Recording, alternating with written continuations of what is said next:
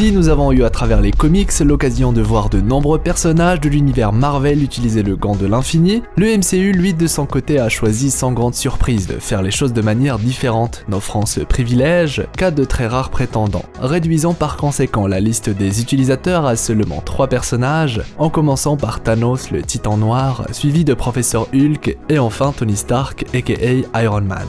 Toutefois, est-ce une raison pour dire qu'ils sont les seuls à réellement pouvoir l'utiliser? Eh bien je ne pense pas, et ce malgré les critères requis. Des critères qui rappelons le reste assez mystérieux, même si, croyez-moi, le MCU regorge de personnages qui ont le potentiel de le faire.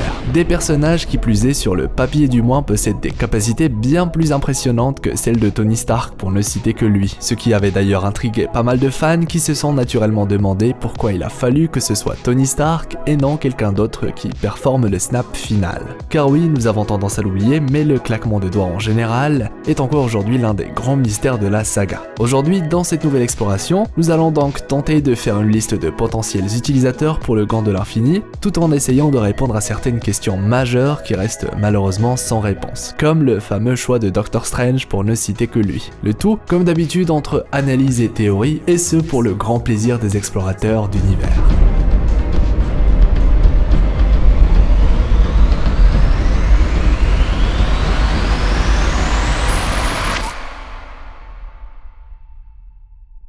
Avant d'entrer dans le vif du sujet, il est important de préciser qu'une vraie utilisation du gant de l'infini consiste en plus de pouvoir porter le gant ou les pierres si vous préférez et y résister, à pouvoir performer le snap, et ce peu importe si on y survit ou non. Ce qui nous permet par conséquent d'ajouter Professeur Hulk et Tony à la liste des utilisateurs du gant après les événements d'Endgame, et ce même si Professeur Hulk de son côté a perdu conscience après l'acte puisque son snap a bel et bien fonctionné.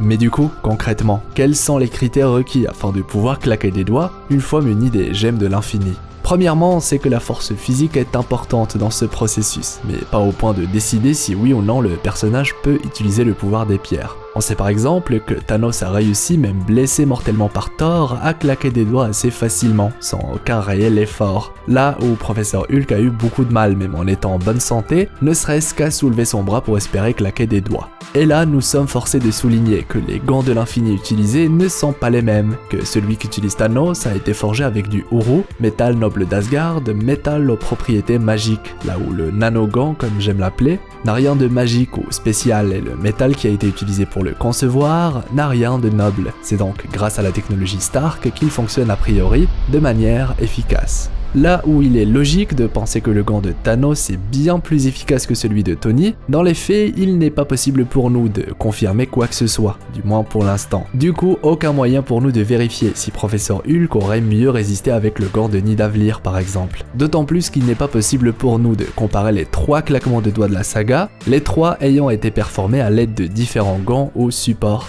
Thanos via celui d'Aitri, Professeur Hulk à l'aide de celui de Stark et enfin Tony via sa propre armure. Car oui, dans le cas de Tony Stark, c'est bien toute son armure qui fait office de gant. Il n'a par conséquent qu'à déposer les gemmes sur son bras pour que l'énergie des pierres circule à travers toute son armure. Armure qui a peut-être été créée pour cela. Et l'attaque combinée avec Thor contre Thanos confirme un peu cette idée. L'idée d'une armure conçue pour résister et emmagasiner une grande quantité d'énergie. Et pourquoi pas la redistribuer, à l'image d'un gant de l'infini. Une chose est sûre, Tony Stark comme Thanos ont réussi à performer le claquement de doigts, alors que Thanos est bien plus résistant que Tony. Dès lors, on peut d'une certaine manière en déduire que la force physique permet surtout de résister au pouvoir des gemmes et de ne pas s'évanouir dans le cas de Professeur Hulk, ou mourir dans celui de Tony Stark, là où quelqu'un de beaucoup plus fort physiquement peut s'en sortir avec quelques blessures et même tenter de claquer des doigts une deuxième fois. Mais du coup, maintenant qu'on connaît plus ou moins la place que tient le physique de l'utilisateur dans l'équation, qu'en est-il du mental?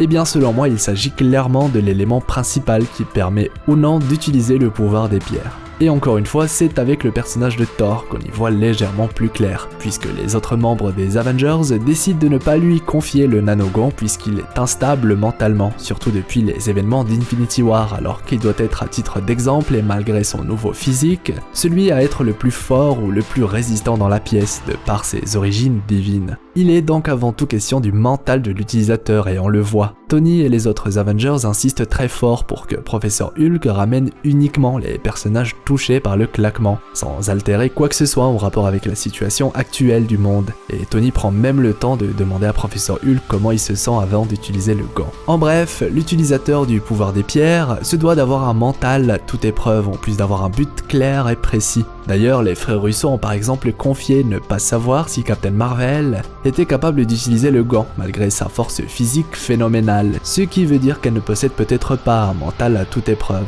Du coup, maintenant qu'on en sait davantage sur ces 10 critères, quels sont les personnages du MCU capables d'utiliser de manière efficace le gant de l'infini ? En ce qui me concerne, je dirais que Doctor Strange le peut. Il a prouvé à maintes reprises qu'il avait un mental singulier et surtout, aidé de sa magie, il est en théorie capable de l'utiliser. Après, cela ne veut pas dire qu'il pourra y survivre puisque son physique, lui, n'est pas spécialement développé. Car oui, il reste avant tout humain. Steve Rogers, quant à lui, pourrait logiquement en être capable lui aussi, allant même jusqu'à résister aux contre-coups, notamment grâce à sa force surhumaine. De plus, son envie de sauver les victimes du snap l'aurait sans doute grandement aidé au moment du claquement, faisant de Captain America l'un des personnages à pouvoir utiliser au mieux le gant de l'infini. Autre personnage particulièrement fort, nous avons Wanda, connue également sous le nom de Scarlet Witch. Elle a eu l'occasion de montrer durant Endgame qu'elle était l'un des membres Avengers les plus puissants, mais force est de constater que son mental est totalement instable depuis la mort de Vision. Du coup, pour moi, elle ne pourrait pas réellement utiliser le gant de l'infini, du moins pas de manière efficace. Concernant Thor, on le sait, il est clairement capable d'utiliser le pouvoir des pierres, mais pour cela il a juste besoin de se reprendre en main. Une chose est sûre, la victoire contre Thanos semble l'avoir remis de bonne humeur, ce qui est clairement un bon début dans sa quête pour redevenir le Thor d'Avengers 3.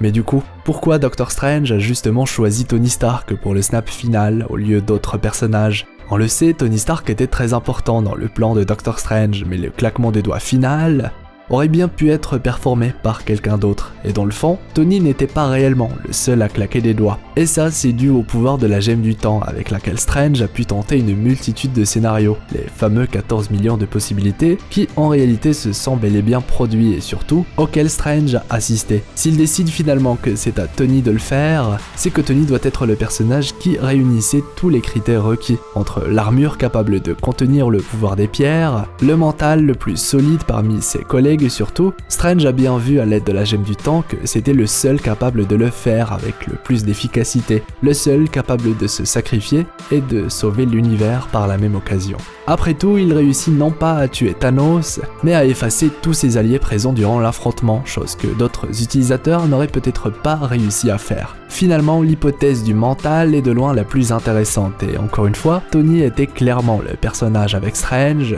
à posséder un mental véritablement à toute épreuve. Et bien entendu, si je dis avec Doctor Strange, c'est parce qu'il faut avoir un mental totalement extraordinaire pour vivre 14 millions de scénarios, vivre des dizaines voire centaines d'années de possibilités tout en gardant a priori un esprit sain. Car oui, nous avons tendance à l'oublier, Tony a réussi à sauver tout le monde, mais c'est bien Doctor Strange qui est à l'origine du plan, celui qui avait absolument tout orchestré, celui qui avait tout prévu. Maintenant que nous avons établi ce qui faisait qu'un personnage était capable ou non d'utiliser le pouvoir des pierres et de performer le claquement des doigts, je me tourne vers vous et à votre avis concernant tout ça, et surtout j'ai envie d'avoir votre propre liste des personnages qui, selon vous, sont capables d'utiliser le gant de l'infini dans les commentaires. C'est un sujet qui m'a été beaucoup demandé, et du coup voilà ce que j'avais à dire concernant les gants de l'infini, les critères pour utiliser les pouvoirs des pierres ou encore le choix de Doctor Strange. Vous l'aurez d'ailleurs remarqué, j'ai préféré rester assez réaliste et terre à terre concernant l'analyse des éléments traités, là où d'habitude nous avons plus tendance à proposer pas mal de folles idées. Mais bon, de temps en temps c'est cool aussi de parler du MCU de manière plus sérieuse. Bien évidemment il est toujours possible de proposer des folles théories comme la fameuse 7ème pierre de Tony qui lui permet de résister aux gemmes, ou encore les doses de sang cri administrées par Nick Fury qui ont rendu le métabolisme de Tony beaucoup plus résistant. Élément secret qui aurait poussé Doctor Strange, après les avoir découverts, à choisir Tony pour le claquement final. Et tant qu'on y est, d'autres théories bien plus what the fuck parlent même d'un Doctor Strange Mastermind qui avait en réalité œuvré à détruire les gemmes une fois pour toutes, après avoir veillé bien évidemment à endommager le gant de Thanos à l'aide de la gemme du temps. Bref, vous l'aurez compris, que ce soit Doctor Strange ou encore le MCU en général, nous sommes forcés de constater qu'on nous cache encore pas mal de choses et aujourd'hui, nous avons enfin l'occasion d'en savoir plus sur les personnages qui peuvent utiliser le gant de l'infini. Merci à vous tous d'avoir suivi cette nouvelle exploration qui, j'espère, vous a plu, malgré qu'elle soit moins folle que d'habitude. C'était en tout cas un réel plaisir de la réaliser. Et qui sait, nous aurons peut-être l'occasion via les prochaines phases de voir d'autres utilisateurs pour les pierres avec, pourquoi pas, de nouveaux prétendants. Ceci étant dit, je compte sur vous tous pour me laisser un pouce en l'air, le fameux pouce bleu avec le gant de l'infini. C'est vraiment très important et ça récompense le travail fourni. D'ailleurs, n'hésitez pas à me dire ce que vous en pensez de tout ça, à me partager vos folles théories ou idées ou encore à me donner vos retours en général. Promis, je lis absolument tout le monde sans exception. Si c'est votre première fois sur la chaîne, vous êtes naturellement les bienvenus dans notre équipage d'explorateurs. Nous avons récemment dépassé la barre des 170 000 et c'est juste fou. Merci. Ah oui, et si vous avez envie de me rejoindre sur Instagram et Twitter, tous les liens sont en description. Si vous n'avez pas encore eu l'occasion de voir la vidéo dédiée au nouveau leak autour d'Avengers 5 et la phase 4, ou encore celle autour du cas de Spider-Man, Disney et Sony, je me permets de vous partager tout ça via les annotations de fin. Quant à moi, je vous dis à la prochaine pour de nouvelles explorations, et histoire de teaser, je vous prépare une très grosse vidéo avec un guest de qualité, et ça devrait sortir dans pas très longtemps. Bref, si vous ne voulez rater aucune sortie, il est fortement recommandé d'activer la petite cloche. Une agréable journée ou soirée à vous, c'était Hirosef l'explorateur d'univers, pour vous servir.